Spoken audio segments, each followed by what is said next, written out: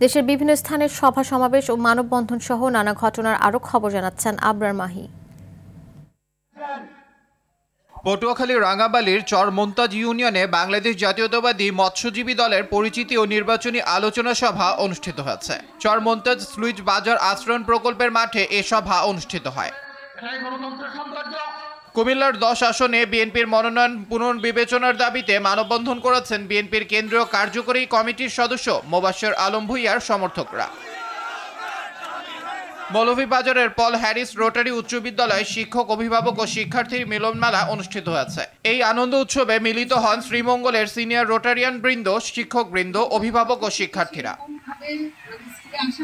কুমিল্লায় সাংবাদিক খোকন চৌধুরীকে হত্যার হুমকির প্রতিবাদে কুমিল্লায় সমাবেশ অনুষ্ঠিত হয়েছে। কুমিল্লা প্রেস ক্লাব মিলনায়তনে এ প্রতিবাদ সমাবেশ অনুষ্ঠিত হয়। হবিগঞ্জের সাতছড়ি তেলিয়াপাড়ায় ঢাকা সিলেট পুরাতন মহাসড়ক থেকে প্রায় 5.5 কোটি টাকার চোরাই পণ্য জব্দ করেছে বিজিবির 55 ব্যাটালিয়নের সদস্যরা। সদর দফতর প্রাঙ্গণে আয়োজিত সংবাদ সম্মেলনে এ তথ্য নিশ্চিত করেন ব্যাটালিয়নের commander lieutenant colonel Tanjilur Rahman. যশোরের মনিহার এলাকা থেকে 4,29,000 টাকা মূল্যের জাল টাকা সহ এক যুবককে আটক করেছে র্যাব 6 যশোরের সদস্যরা। এই সময় তার কাছ থেকে জাল টাকা তৈরির সরঞ্জামও উদ্ধার করা হয়। দিনাজপুরের নবাবগঞ্জে অবৈধ অস্বাস্থ্যকর পরিবেশে গুড় তৈরির কারখানায় অভিযানে ভেজাল গুড় তৈরির কারখানা ধ্বংস এবং একটি কারখানায় 3,000 টাকা জরিমানা করেন জেলা ভোক্তা অধিকার সংরক্ষণ অধিদপ্তর।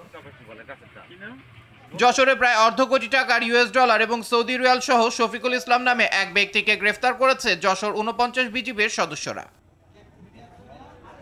বরিশাল নগরীর 30 গোডাউন এলাকার বাফা কার্যালয়ের পাশে প্রায় 5,640 বস্তা সার মাটি চাপা দিয়ে ধ্বংস করেছেন সংশ্লিষ্ট কর্মকর্তারা।